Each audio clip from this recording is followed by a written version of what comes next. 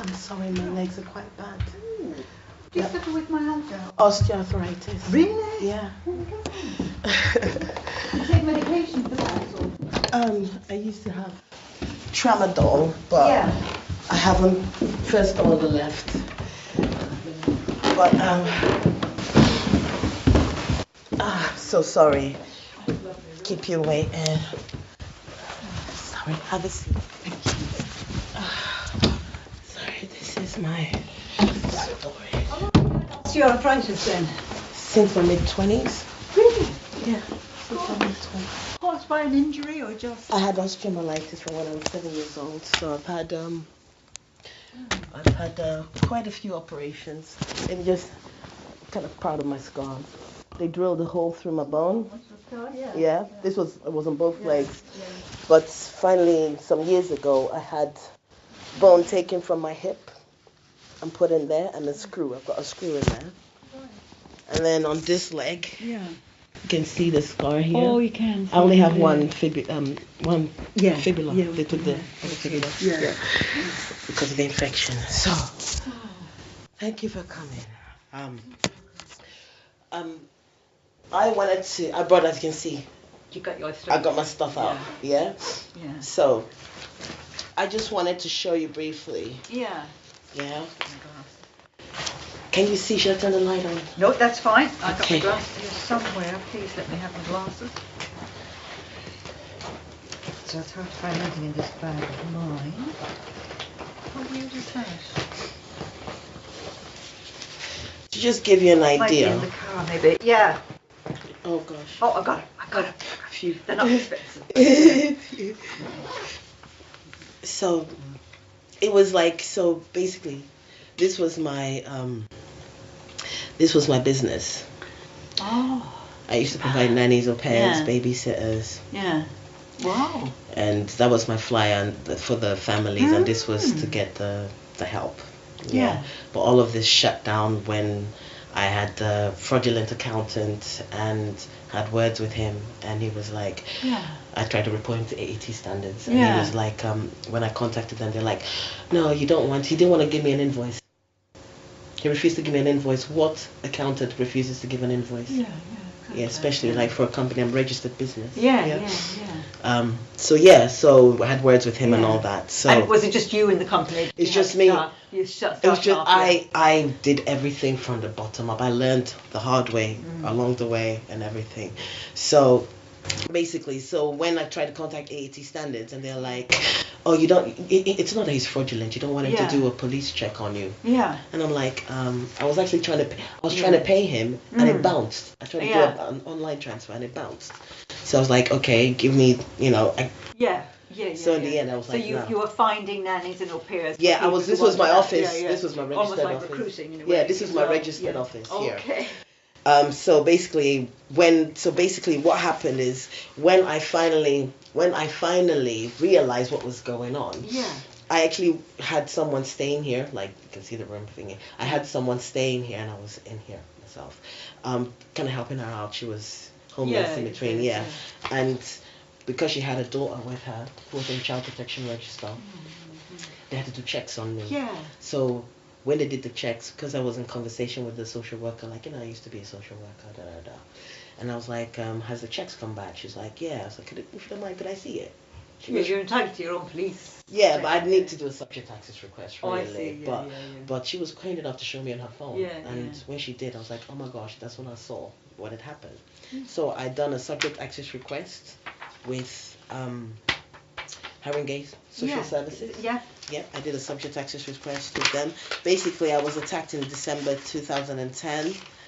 And yes, the form for that. So this is what they sent. Yeah, this is what they sent. And when I saw that, when I saw that, I was like, okay, it was common assault. I was wrongly. There's a lot of stuff like this been going on. So it was common assault, but then they changed it to actual bodily harm. There's another page after that. So this is some years ago, suppose 2016. This is when that's when it first heads up for me. So I was like, okay, then what I'm gonna do is I'm gonna need to do, find out. That was the first heads up. I'm gonna find out what's really been going on.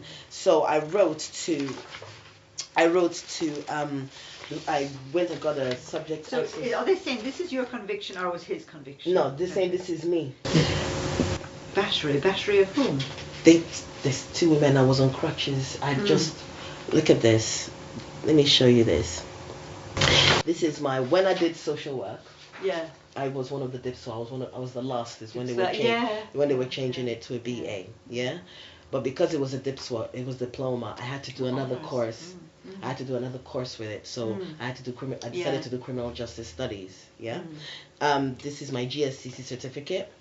I was registered 2008. I took some time off to actually, because I had so many. I attended my graduation on crutches because I'd had so many operations. So I went on. No, it's not 2008 is when I went on the GSCC. Now it's not the GSCC anymore. It's something else. Is it not HSC? What is it? No, it's something else. Yeah, but then it was General Social Care Council. So at the time, that was from 2008. So so I specialized in mental health, but because of stuff I was seeing along the way, I used to from my teens, 1997, I used to be a healthcare assistant, support worker. So everything for me was been healthcare, social care. And but then when I where is this? There's something else I wanted to show you here. So before leaving the industry, I decided, you know what, I because of stuff I was seeing, I was like, I don't know if I want to try, I want to actually work properly in it. And I thought, you know what, let me give it a go. I don't want to turn my back on something that I've loved my whole, like what I've wanted to do. So I went to work at Kensington and Chelsea Learning Disability Service. Just, as a care manager, But when I got there, it was still the same BS. You can see here, there is nothing recorded. That's your DBS. There's 2000 and this is 2009. There's nothing recorded. So when I finally heard, basically when I decided to go do the subject access request, then that's when I went to the police station, got the form, and I forgot to send, there's a £10 fee application to process it. I forgot to send it to send it, so which means they didn't need to process the form. But they still got back to me saying, there's nothing that we need to tell you about. And I'm thinking, you guys are messing around because I didn't send you the £10 fee, so why are you going through the whole trouble? And especially when I've already received the subject access request from these people, from Haringey, so I know there is something on there, right? So basically, I decided, okay, let me go through ACRO. So I went through ACRO. Online. All right. And they finally got back to me. They got back to me with this letter. It's good that you keep a record of So they finally got back to me with the information, and they showed. Have they sent you anything? They showed me. They had me down as a shop manager. I've never been a shop manager in my flipping the life. information on you is wrong. All the information is wrong. They wrote down here, I pled CC, plea description, guilty, that I pled guilty in court. Does this relate to that offence 2016, do you think? No, 2010. 2010, so some other thing? No, it's the same thing. Right, So they said I pled guilty in court. I never pled guilty to anything. No. They said it was common assault. No, it was ABH, which is a crime that is tribal in a crown court. You can go to prison for that. Common assault, if you push someone, that's common assault. If you spit on them, that's common assault, right? They said assault, occasioning actually bodily harm. That's what they said that I did, and right? there's never been such a charge, even if it's happened. This is the letter from my solicitor. This is the letter from my solicitor, who did not bother to. There was a lot of stuff. I tried to get my file from him before he destroyed it, and he ignored me. And is this accurate, though? This is accurate. This is the common assault, right? Did you plead guilty to common assault? assault? No, I did not plead guilty. So this did is they convict you of it, even though you didn't? My solicitor, I did not get to see witness statements before I went to court. Nothing. And these same people. So was this an altercation with the neighbour in another area? This was in Hillingdon, right? So I kept on trying. I tried to get my file for him before he destroyed it. He didn't want to. So finally, I was able to get the memorandum of conviction from Uxbridge Magistrate Court. Have a look at this here. Plea. Not guilty. Yeah. It's great that you've got this. So this is all what I've been dealing with. So okay. What is wrong with them? Yeah. Okay. So this is so finally I wrote to Iain Duncan Smith. Yeah. Wrote to Iain Duncan Smith twice. He completely ignored me. It's all right. He completely ignored me. So I finally went. I wrote to the Prime Minister. I wrote to the Prime Minister. I wrote to the top. Yeah, and I wrote to schools as well. Yeah. Because with my business, I used to deal with. That's how I used to find clients. Like actually go to schools, and I used to go for like their what do you call it? Like during the summertime, they have like their. You can set up stalls, like they have their things. Yeah. Okay. So I used to do that with schools. So I wrote to schools telling them you need to watch who you. It's around this area, Chingford. You need to watch who you vote for because you need an MP who's going to stand for you. I wrote to the Prime Minister and said, listen, he's not doing his job, right? So, anyways, this on the side, So after he actually came here and I confronted him to his face. Did you? And I told him he was doing a right shitty job. It was kind of rude of me the way I approached him, but the fact that. I mean, if someone's written to you and begged you, please. You have Asperger's. Have you got? I have. I'm autistic. I've got Asperger's. So. So anyways, so that on the side, that is when everything started, like really getting really bad. So then I get the housing benefit writing to me saying that they've been told that they've done a recent check and they've been told I have a bank account with Barclays that I didn't tell them about. Now, you can see many forms. Forms like these normally have numbers on the bottom. This, when I took it into the library, they couldn't find, the woman was finding it hard to actually be able to enter this form in. You know, you don't live far away from the neighbourhood office. Exactly. They said, when I've actually got this all recorded, I contacted them, they said that I should provide a letter from the bank stating that I did not have an account. Now, we both know that banks don't write letters like that. No, I don't think they do. Okay, and I'm sure that these people are very much aware of it. And why is it their business whether you had a bank? Are they trying to say you had money? I hid money, Now, if you're going to tell somebody that they have an account, you're going to give the full sort code and the bank account number. Dolly said, the account number ending 1670, which was completely crap. Okay. Now, before I go to this one here, so basically, this is my ESA application, right? So I applied for ESA, right? And this was, initially, when I applied for it, I wasn't really sure about going for it. But I thought, okay, I'm going to go for it. So I started sending in medical certificates. By the way, this is my printout from my doctor. Oh, you have got a doctor? I've got a GP, but I don't even go there because of the slander. Who is your GP? Because I don't think I've got. It's Old Church. It goes Old Church, but I don't go there any longer. Okay, I don't deal with them any longer.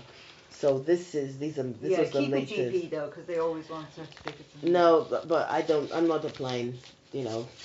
For all that. So, by the way, I forgot to ask. You said that I was referred to you ages ago. Well, maybe not that ages. Let me see. Where are we? January. It probably was December. When did you first get a note in through the door from me? It was at least December, probably. December. Yeah. Okay, let me show you something here. You tell me. This is the form. Then I had a letter from Waltham Forest Mental Health Services. Oh, that is from our administrator. Not me personally, but our administrator. Every time we get a referral, we send this out because we're saying, to see if you want to get into, if someone doesn't attend, or I think this is usually when we get a letter, we send a letter. Why is there no signature? Because it's just the administrator. Well, not just the administrator, an important person, obviously. But it would take them forever to be signing every single letter. Okay. I suppose they could have an electronic one like I have. Okay, because here as well, it looked a bit dodgy. Dash, But no, the housing officer, no name. It looked, suspicious. No, we do send fairly bland initials because, as you can imagine, we get loads and loads of referrals. So there's this standard letter. Okay. Standard letter that goes out. All right. Yeah. So that was correct there. Yeah. Okay. So then basically, because of all the stuff, the PIP I went for first, and that was a bit thingy. But I'm telling you about the ESA first.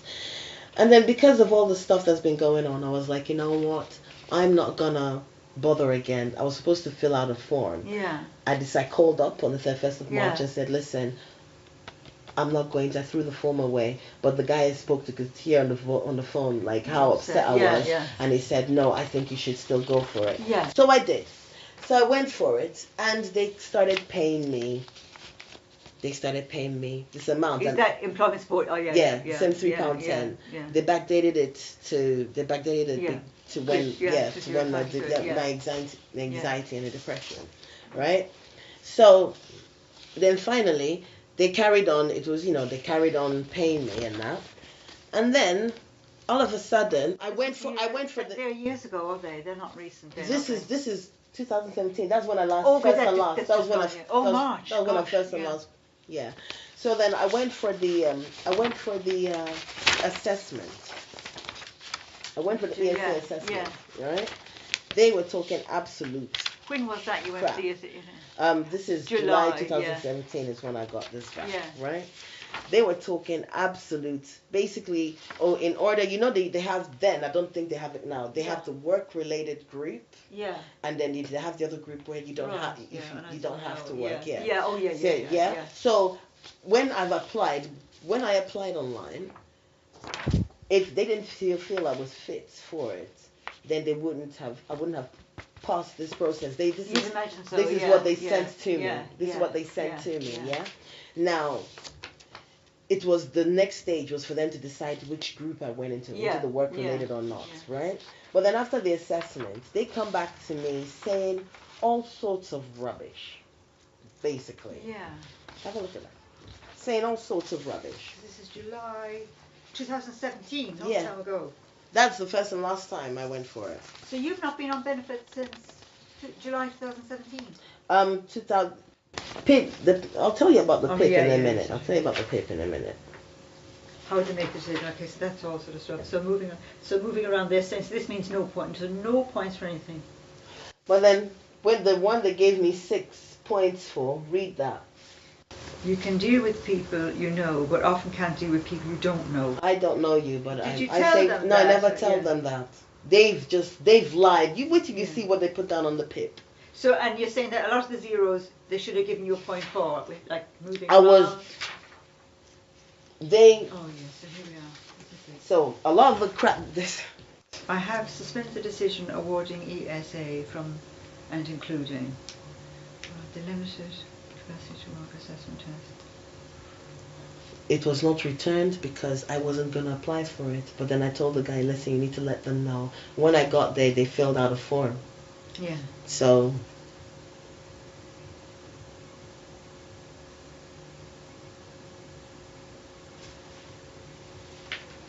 this is the ESA for this was the ESA. You don't have to work. Yeah. You can't work. No. This is the ESA for like if you don't, basically, but then they decide which group you go into. Yeah. So then they decided, oh no, she is able to work. Now normally if you're able to work, because I've passed this first process, interim process. Yeah. A lot of the stuff they said there was just absolutely crap. If you pass this process here, right, then it is what is left is for you to be put into one group or the other, right? So if I'm fit to work, then the next step for them is to actually support me in order to be able to get back into work, correct? Yeah. But what they did was they stopped my ESA. Altogether, they stopped my ESA. So initially, what was you do not have any. You cannot pay because you do not have any limited capability to work. What does that mean? Does that mean that you can work? It has been decided you do not have any limited capability to work. Meaning you're capable to work. Do you know what? I said if you guys can support me into work. Yeah, but you still should be entitled to something to get you well, into then work. they decided not to. Now, they decided not to. Yeah. Yeah? Now, initially, they were like, okay, so here it says that they used, what was it that they used? That we cannot pay you. First, initially, they said, oh, we used the tax years. So basically, what they're going on is that I did not pay enough tax. Yeah? But initially, it was fine, right? Now, on to PIP, right? I document things. Yeah? So, I used to be on DLA before it was changed to PIP. Did you? Yeah. Okay. I was on DLA and I was on a mobility because I've had 8 operations on my legs. Yeah. And I was on the mobility and I was on the care. I had a mobility car, right? Oh, did you? Yeah, I had a mobility car, right? And then when all this stuff started, when they were changing over to PIP, I thought I was so broke and I was like, you know what? I need the money. I need the cash and not the car. So I decided, you know what? I'm going to stop the DLA instead of moving on to PIP when it was getting to the end of my thing. Because what happens is if you've kept the car for certain years and you've been good with your car, they give you money. They give you like £2,000. Oh, okay. Yeah, a package. Okay, yeah. So I was like, I need the money. So I decided to come off it and buy, relinquish the car, get like a second-hand, thingy car, which I did do. But in the car I got was absolute. I was fixing and to the point I was paying insurance and it was just. So they did give you back the allowance. But so in the end, I sold the car. But then after a while, I was like, you know what? If I can just get some kind of support from them, I reapplied to personal independence payment, right? Now, this is what they sent to me, and this is actually very funny. So initially from having... I can award you a standard, So they gave me for care. We can't award you for mobility. Because so initially I had problems with mobility. We will pay that into your usual... So, this is money we owe you, okay. Yeah, so this is quite funny. Now, I would like you to look here. This is what they said. All right? You need prompting to prepare or cook a simple meal. Basically everything they said was a lie. Score out of 8, 2, okay. Everything, things that I applied. Okay, so what I'm gonna... Supervision and prompting to bathe 2. I'm pretty good with having a shower. Moving around 4. Yet they haven't given you anything from mobility, and that's halfway score, isn't Okay, now let's have a look. Okay, this is all ridiculous. Ridiculous. Oh my gosh, ridiculous. And they asked you questions. When I was there, what I should have been doing is like maybe taking someone with me, but I didn't have anyone to take with me, so that someone could back me up and say, listen, don't know why you people are saying this, but she actually said something else. But I'm going to show you something when you get to the next page. I found you have reduced movement in your right angle. You said you were able to walk the local shop 6 miles away. Formal observation found you walked 30 metres from reception. 6 miles, 6 minutes away. 6 minutes, yeah. This is consistent with our medical history. Your description. I cannot consider any help you need not covered by the activities. I awarded you PIP for a set time as your needs may change. Okay, now preparing food. Yeah, you need prompting from another person to prepare or cook a simple meal. Yeah. Now, on page 10 of 40, let me show you. So basically, what happened is when I fill out a form, I take a photocopy. Yeah. But I only took a photo because I was broke. I only took a photocopy of the pages I actually wrote something down on. But then after I received this, I was like, you know what? I called up. Could you please send me a copy of the form that I done? Yeah. So page 10. Do you need help from another person to prepare or cook a simple meal? No. Okay, but they gave me points. Yeah? Places that they should have given... And this, presumably, they're going just on your application or on things... No, they're going just on my application. They're saying they're scoring me based on what I answered, but everything they put down, as you will see, was lies. Yeah. So they said, oh, you need prompting. So here, I actually put... There's other stuff that they put 0 that I put answers. You need supervision or prompting from another person to wash or bathe. Now, 16. God, this must have taken you half a day to work out. You know what? 16 of 40. Okay. Do you need help from another person to wash or bathe? No. All right? But they gave me points for that. Now, you either need another person to tell you to get dressed I actually got dressed pretty fine on my. Yeah, that's quite insulting for me. But anyways, yeah. So they said, oh, you either need another person. Do you need an aid or alliance to dress on dress? No. Do you need help from another person to dress on dress? No. On the back of it, on the back, not applicable. But still, they gave me points for that. All right. Now, on you can express and understand verbal information unaided. Yeah. 22 of 40. Yeah. I said sometimes because of my anxiety and the depression that I had at the time. Yeah? Now, I answered that there. Talking about my autism, my Asperger's, they completely ignored that. Right? Now, you need to be prompted by another person to engage with other people. All right. 26 of 40, right? Okay. Do you need another person to help you mix with other people? No. Yeah? And I said, I find it comfortable to meet a large group of people because of my Asperger's. Yeah. Yeah, but then because they might have been justified there because of what you've said. But then it's not condemning you. Yeah, at least they're giving you a score, but they may or may not have. But there was no need for that. Like this is going according to this question. But they probably also, though, because you wrote a lot and it's worth reading, obviously. So that might be. I mean, that's only one page. Okay.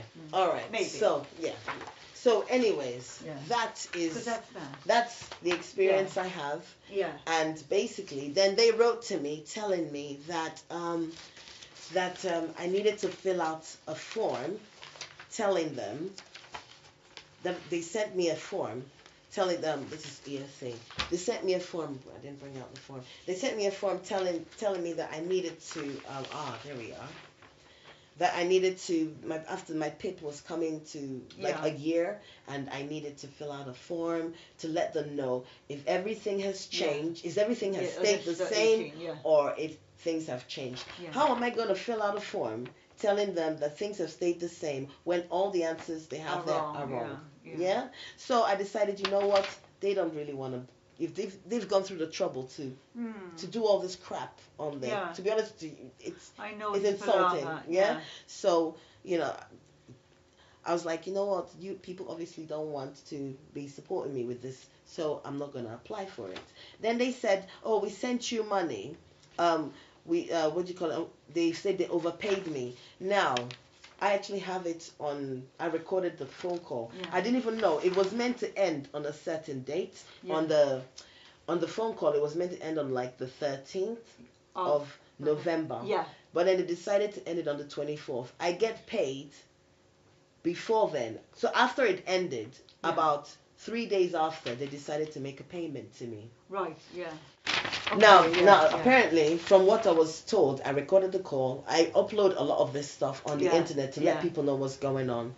Now, 3 days after it's ended, you decide to make a payment to me. It stayed in my account for quite some time, and I didn't even know until I got this letter. Then later on, I was like, they've overpaid you, so they claimed. So they claimed. Yeah. But you know what?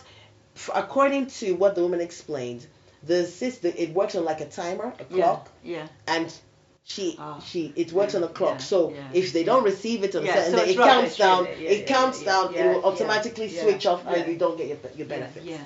So there you go. Oh. So not only almost 2 weeks after it was meant to stop, did they decide to stop it? Then after 3 days after they stopped it, they decided to make a payment. Yeah. And they wrote to me that, oh, we've overpaid you, so we might need to ask the money back. So I made a video, put it up online, and said, well, you know what? I will pay your money back when you explain to me why you put all these answers that I never put down. All right? But at the moment, you're not getting any money. I'm not getting any money. How do you manage? Do you know what? It's not easy. I sold some of my mother's jewelry. You need to apply. I'm not applying for what? For what? What am I applying for? So that they can write more lies? Well, ESA at least. No, I'm not applying for it. I'm not. You know what? What needs to happen here is the stuff that has happened. Yeah, they need to go back. They won't though. No, they will. No, they will. They will. They will need to, because there's been a perversion of the course of justice was perverted. Yeah. I studied criminal justice studies. Oh, in terms of everything. Yeah, no, but I'm saying no. That's not thing, separate because everything comes from there. It's been a constant for the last since 9 years. But they are separate departments, though. Yes, they're separate, but it's been constant. The reason MP Iain Duncan Smith, it's from then on that things started getting really, really messed up after I confronted him face to face. I've been labeled a prostitute. By whom? Well, let me show you something. I made a video. Because, I made a video. He won't be that powerful. Incompetent, maybe. You'd be surprised. You would be surprised. I made a video. Where's that one? Yeah, I made a video, and let's see. Oh yeah, I made a video, and I went on freelancer.com. Okay, actually, I think I already had that out, didn't I? I thought I actually had that out. Okay, that's not been out. I made a video compiling all this information, and the freelancer online. Basically, I started what I did was I put this video together. I was trying to get freelancers to actually send it out. To let people know this is actually what is being done. It's like it's bullying and it's abuse, right? So I went. So what do you call it? When I tried, I tried to email people, but when I tried emailing people, 200 emails that I send out, all of them bounce back, which doesn't make sense. Yeah, it does. At least one which should go through, right?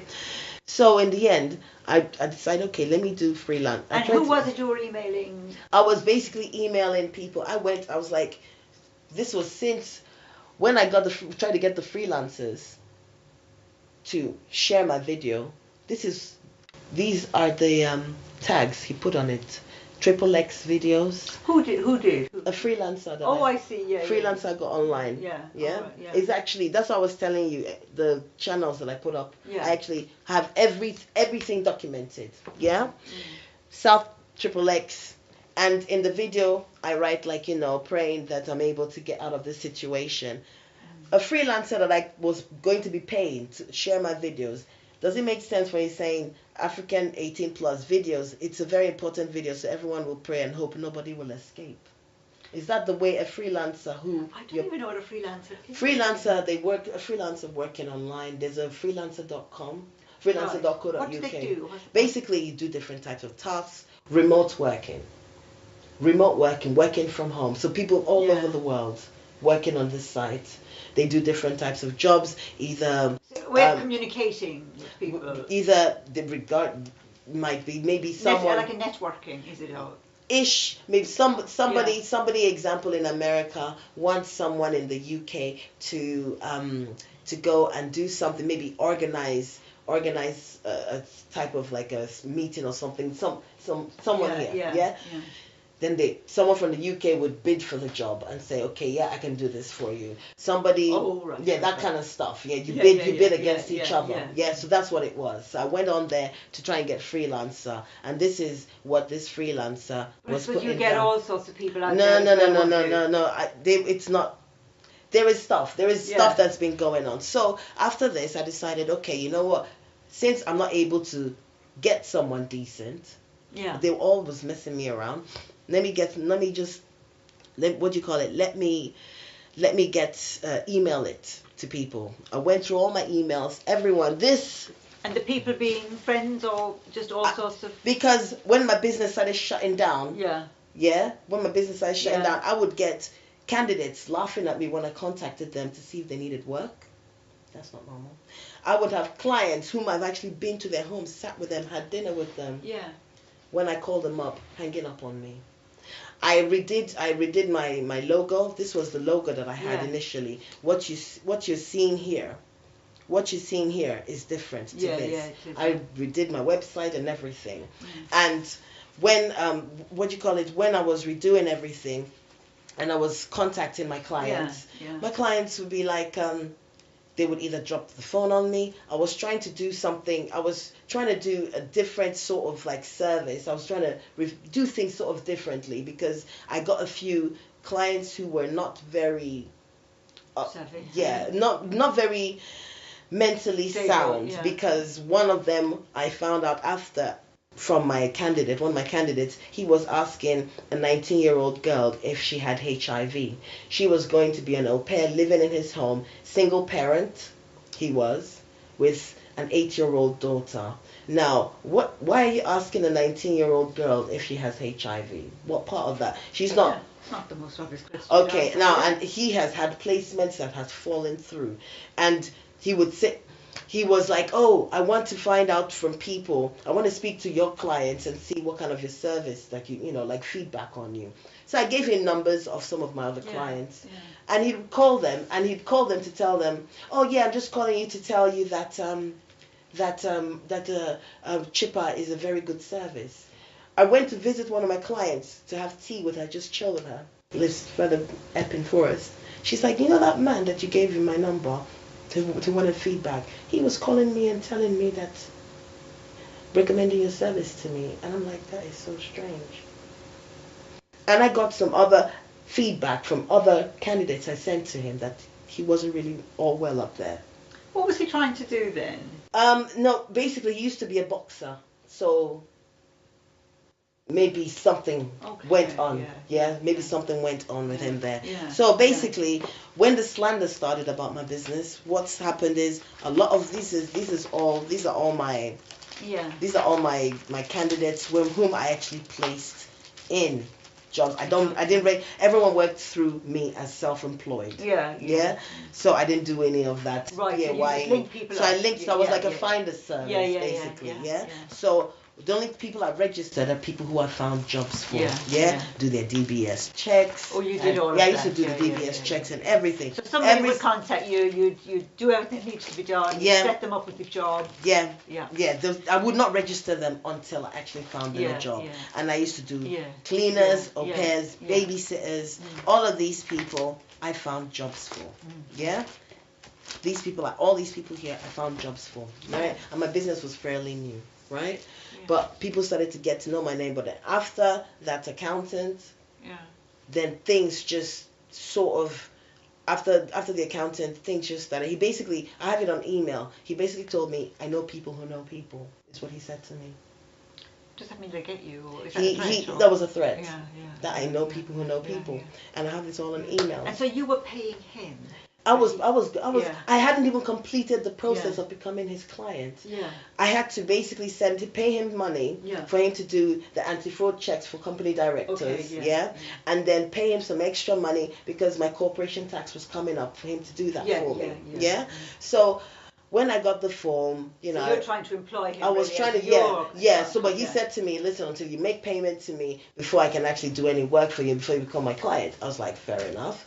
But then when I got the form and I saw there was no invoice, I was like, okay. And I looked, and normally on the invoice it will have the bank account number where you're going to make the payment to. Okay, so the form was just for you to fill in your details. There was other stuff on the means of making a payment? On the covering letter. It actually said things that he did not include in there. He said, oh, there's invoice, there was not that wasn't in there. So I was like, all right. I already decided I was going to use his services. So when I contacted him when I was ready to make the payment, I said to him on the phone, please, could you send me an invoice, and the details for making the online, so I could make a bank transfer. He was like, okay, he will. He sends me an email with the account number, no invoice. I told him how much on the phone I was going to pay him. Right. So the bank details doesn't say. It's just the bank details he gave me. He did not give me the invoice. Not admitting how much he's charging. And on the phone I already told him this is how much I was going to pay him. So I was going to pay him like £150 or so, £150. It was about $350 was the fee. The whole thing. So I mean, small business. So, I mean, if that's what it is. So it was, you're suspicious of. So basically, that was the first email, and then I was like, okay, maybe he's busy. Maybe he forgot to send me the invoice, even though now he knows how much I'm going to pay. So I decided to make the payment. It bounced. It didn't go through. And I'm like, okay, maybe there's something wrong with the information he sent. So I emailed him back and I said to him, by the way, this just to let you know, I couldn't make the payment because it didn't go through. Yeah. Please check your details and send me the correct sort code and account number again. And please, you did not send the invoice to me the first time. Yeah. Please, could you send it to me again when you send the correct details? He responds to me saying, he sends me an email with the correct, it was one digit he got wrong, with the correct bank account details, no invoice, and it promises me in the letter, I promise I will issue an invoice after payment. I'm thinking, that's not what accountants do. No, but I don't see why, you know, he didn't invoice you to say it's 350, this is the bank account, and then you might decide whether someone will pay you 150. Exactly, something like that. Invoice you again. And then but so he was insisting on actually me making payment to him. Now before he wasn't even talking about a receipt. He was talking about an invoice. I'll give you an invoice after you make payment.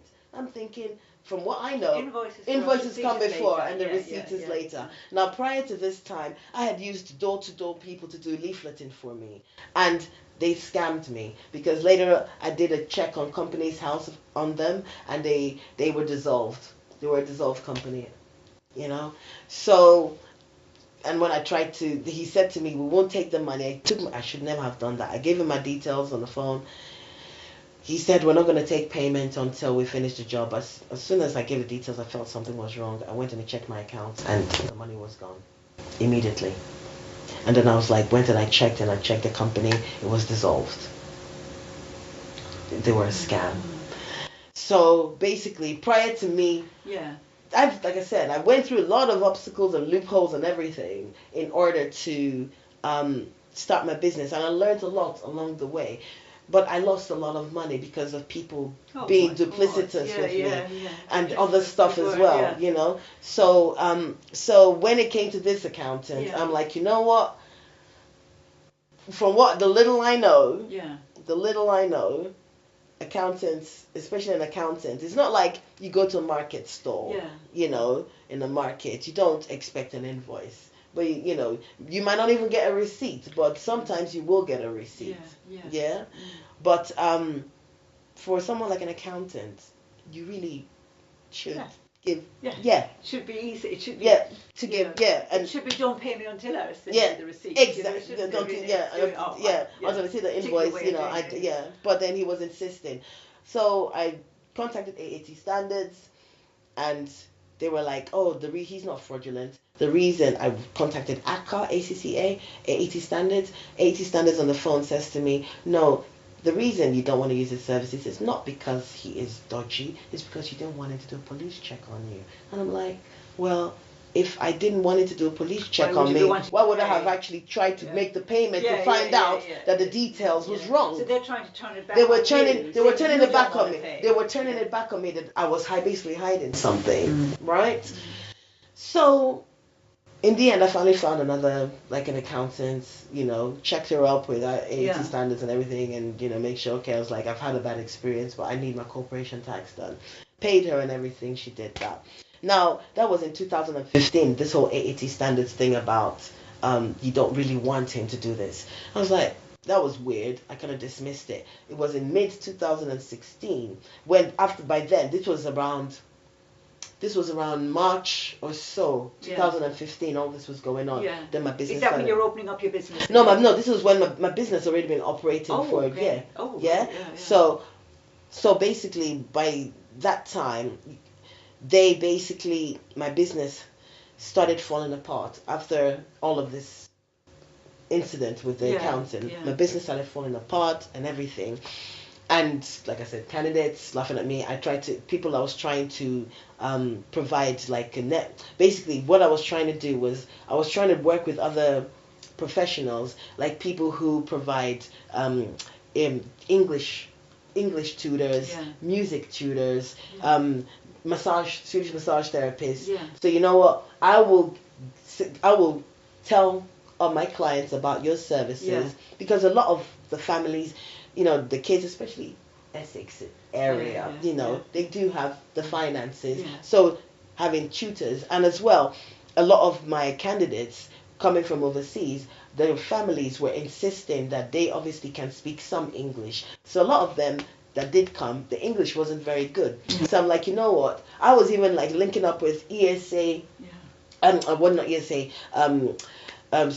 English as a second language, ESL places, you know, and tutors as well, like English tutors will be able to tutor my candidates if they're living in a home. So all that kind of stuff. It was gonna be like a holistic service is what I was trying to get at. But then I would book, when all the stuff started happening, I would book an appointment. We'd book an appointment to meet up with someone, and then all of a sudden, last minute, sorry I can't come, or I'll call them, hang up, or my phone's been blocked. Everyone that I was meant to be collaborating with, all of a sudden turned their backs on me. And all this has been happening since 2015. Yeah? So then I didn't know, I was in the dark, I didn't know what was actually going on. And then by mid-2016, I'd lost, my business basically had shut down, but I didn't formally shut it down at company's house until later, ending of 2016. Yeah. So then it was when this harangue, what do you call it? I put it because I didn't have any money. I was finding it hard. My name's been slandered. The part-time jobs I had part-time jobs I was doing online from home. And the people started, they would refuse to pay me. Everything started shutting down. What kind Basically of online slandered. jobs? The online job, it was, you know, like voucher codes. Oh, no. You know, voucher code, you know, like when you want to do shopping online. Yeah. And you go to a site and get a code to be able to get like 2 for 1. So like sites like that. So actually, like, I used to edit the websites from home. I'd log in from home, edit the website, and, you know, go through different things, find codes, things that you actually put up on the site for people. I used to do that from home. It was £9.50 an hour, not bad. Yeah. So I was doing that from home. Yeah. But then the slander, even Facebook blocked my business page. Yeah. Facebook, I got bullied off Facebook as well. Can Facebook do that? I currently don't have an account on Facebook, but Facebook basically, they blocked me. 2 seconds, let me just see, just in case.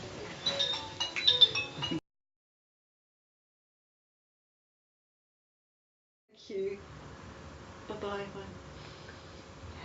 So then in the end, they end up like, so Facebook, so basically right now, if you look for Chippa on Facebook, you will find Chippa. But they blocked my account. I'm not Facebook, I'm not a social media person. No, I'm not. I only used it to be able to talk to keep in touch with my candidates. Yeah. And like, you know, obviously they're overseas, you know, then. But Facebook itself didn't block your account. Facebook blocked me. Facebook blocked, they blocked my account. Shut down my account, and I'm like, what the heck is going on? So then I tried to open it up again. Now I had, like I said, you saw my old logo, I had my old like leaflet on there on my business page. So then I open up another one, and open up a business page on there. Facebook shut me down. Now I'm not able to. If you look on Facebook now for Chippa Business Services, you will actually find my page, my old page up. Facebook blocked me from being able to control I'm not able to control my business page. Is somebody else operating? No. No. They basically stopped my page, so I can't stop it. I can't delete. Because Facebook stopped me. But even there isn't doing you any harm. It can't be used. It can't be used. But the thing is, my business is not even an operation anymore. So why is my business? Why is? Your people might think it is, but they can't contact you through it. They can't contact me anyways. But then the whole point of it is that why was control taken, like basic control of my dashboard taken away from me? Another thing as well. I was on Yale. And there's another site as well I advertised. A lot of sites, that advertised my business. And people went and left false feedback on me. So I responded to this with proofs, said directing people to Facebook, like, listen, I've got proofs. This person is talking absolute faff and I put up emails and everything that I had, communication I had with them. And then some while later, I get an email from Yale telling me that as per my request, all of the feedback that has been left on my page, my business, has been removed. The 9 feedbacks. At the time, there was only 1. So basically, people have, because after I put up that thing on Facebook, then I don't know if people decided to go and leave positive feedback for me. Because basically what happened is, when this whole accountant thing happened, and then I finally put up emails of communications I had with him, and also showing where he threatened me, that he knows people who know people. And after I did that, somebody, a Swedish, a Reiki therapist who I was supposed to collaborate with, who I'd been talking with her for days and days, and when it came to the day for us to meet up, she was like, I messaged her, just check in if we're still meeting up today. Sorry, I'm busy. That was it. I never heard from her again. Now, after I put up this thing about the accountant on Facebook, out of the blue, she messages me, Cleo, if you're not able to find anyone to work with you, I'll work with you. It's a bit strange, isn't it? Yeah. So basically that's how everything started falling apart. And by mid-2016, when I got this, was able to get the hiring gate. So 14, 15 and 16. Really? Yeah. So when I finally, mid-2016, was able to connect the dots when I got the hiring gate thingy, and I'd done the subject access request with them, and then all that I've showed you here, that is when it started realizing. So basically everything has blown up, snowballed from stuff that happened in December 2010. I was attacked while I was on crutches. You've seen my legs. Where you lived previously. I was attacked while I was on crutches. What, random attack? Basically, I used to actually get on with this neighbor. I used to get on with her. But then the walls are really thin, and I heard her, not even that, before then, she was a bitter old lady. She was bitter, like really. I used to go Costco and buy donuts, and I lived in a cul-de-sac. I'd go give out, keep good vibes going, And but then there was neighbors who was always helping her, but she was always bad mouthing them to me. And I tried to be respectful when I was having tea with her, like, please, it makes me feel kind of weird when you talk bad about them, because they're really nice to you. In the end, I hear her saying about me. So in the end, I was like, you know what, when I see her, I'll greet her, but I stopped going for coffee, for tea. I used to, even when I'm going to the shops, do you need any milk? Do you need your keys charged, your electric charge for you? All that kind of stuff. I even take her and like her friend out. I took them out once for lunch at a Turkish restaurant. Like, just come out of the house. Her kids didn't do much for her. I was like, come out of the house. Let's go. Let the girls. Let's all go. I was the youngest among them. It's like, come, let's all go. I'll take us out for lunch. But when I stopped saying anything to her, I would see her out. Hey, good afternoon, and I'd run in. She was right, my next door neighbor. After that, then she would see me and start throwing insults at me, insulting me in front of everybody. And because she was older than me, I just ignore her. Now, because of my legs, my osteoarthritis, I get flare-ups now and again. And when I get my flare-ups, I'm in bed on tramadol and everything, and I was on crutches. You can see my crutches. So for days I was not feeling well, and I was indoors. So at the time my flatmate was going to work nights and was going out. I was like, you know what? When she went to work, I saw her off. I went to the car park with her, and I was like, you know what? Let me just get some fresh air. That was the first time I'd been out of the house for like some 2-3 days, and I saw this woman coming towards me, this neighbor, with another neighbor, who's who's known as the resident alki of the cul-de-sac. She's a gypsy. And saw them coming, saw another third woman. It was nighttime, and I'm like, I didn't know who the other one, But I was like, you know what, I'm not in the mood for you, I'm just out to get some fresh air. So I'm walking around them, and she starts insulting me, and I was like, you know what, I'm not in the mood for that. And I said, stay away from me, you C-word.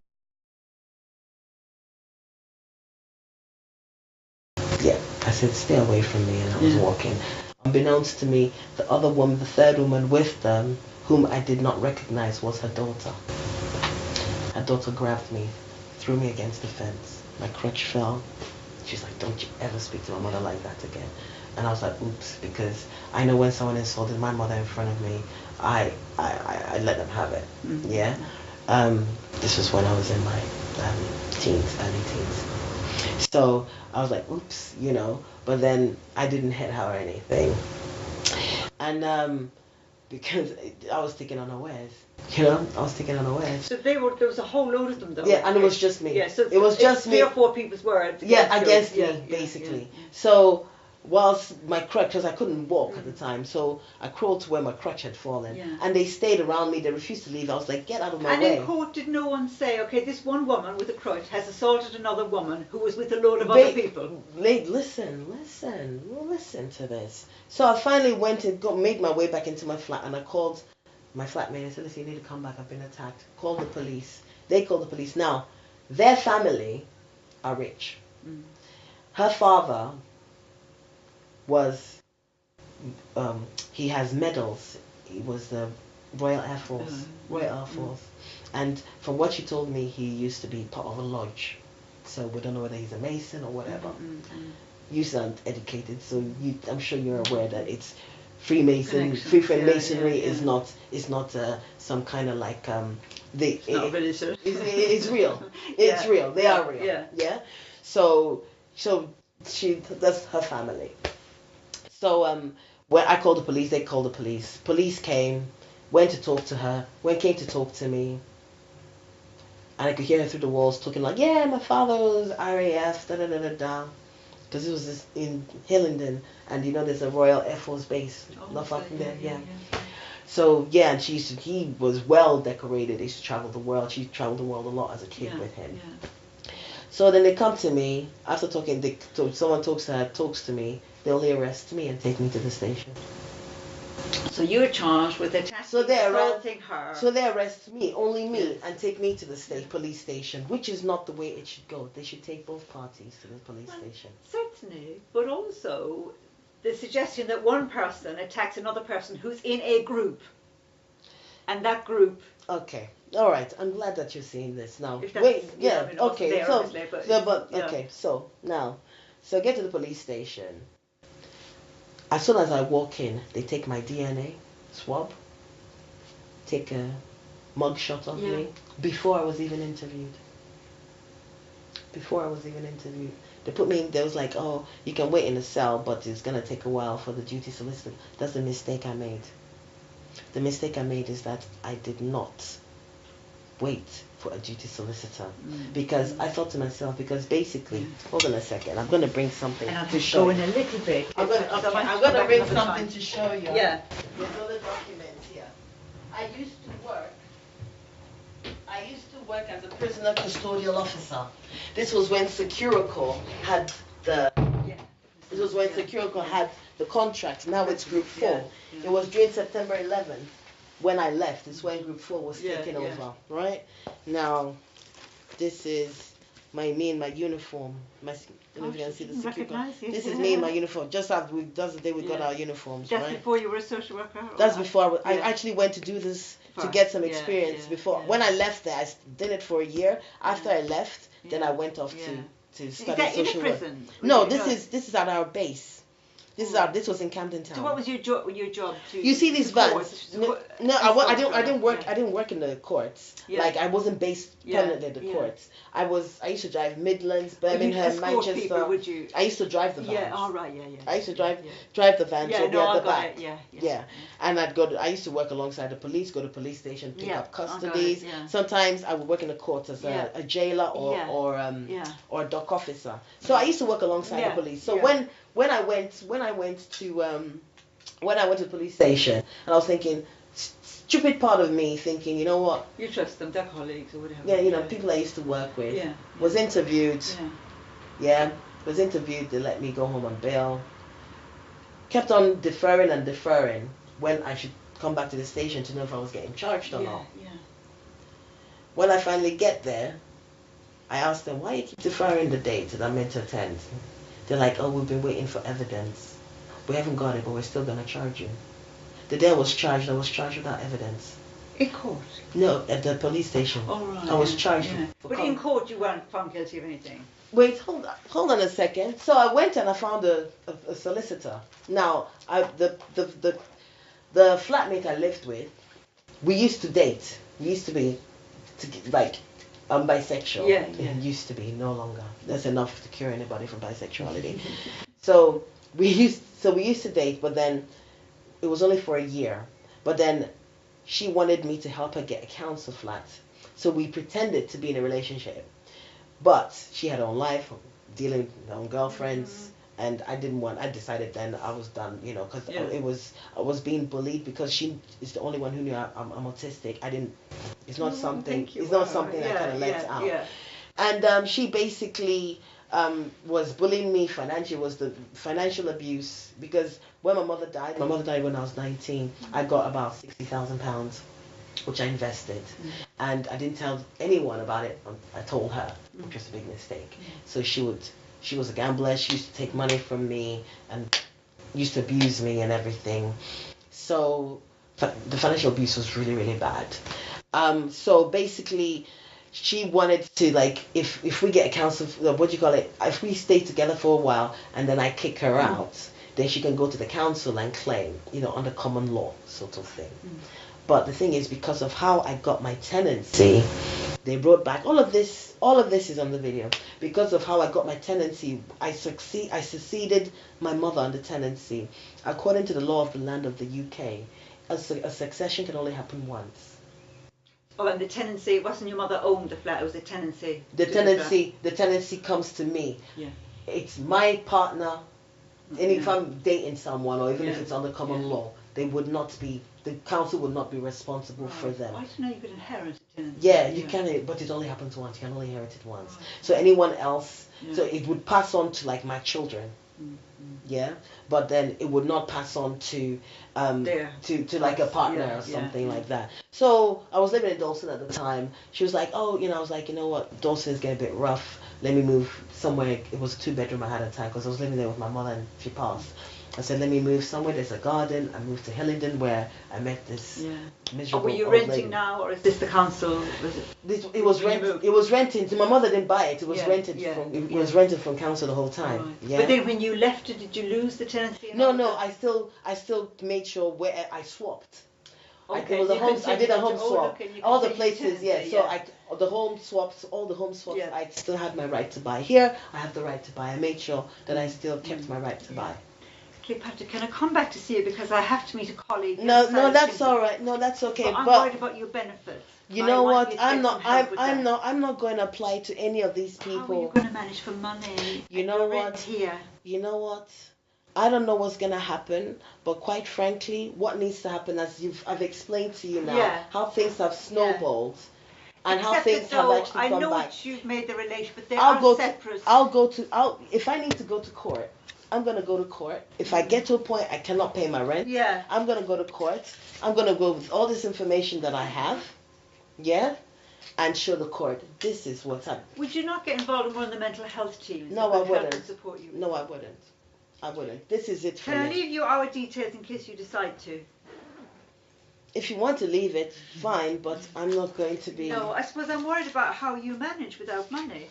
Have you got money for food and that sort of thing? Like I said, basically, there's some shops... I think I might have given it to you yesterday, but there's some shops that... You can't go on there's some shops that are actually aware of my situation, and they don't charge me so much money when I go to do my shopping. So food-wise, I'm okay. My cat, my dog... Have you got a bit of savings to live on? I don't have savings. I've sold literally everything.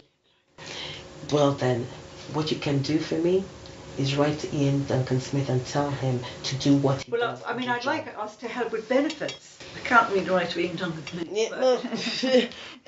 Well, there's nothing. There's not. And it's probably a pointless person to write to. Because to me, the separate yes, things, the legal side, I'm not saying it's right, but the benefits, and obviously they're like, screwed up as well. Something like, yeah, so But something like PIP. entity, though. The But Department for Work and Pensions. Think about this, though.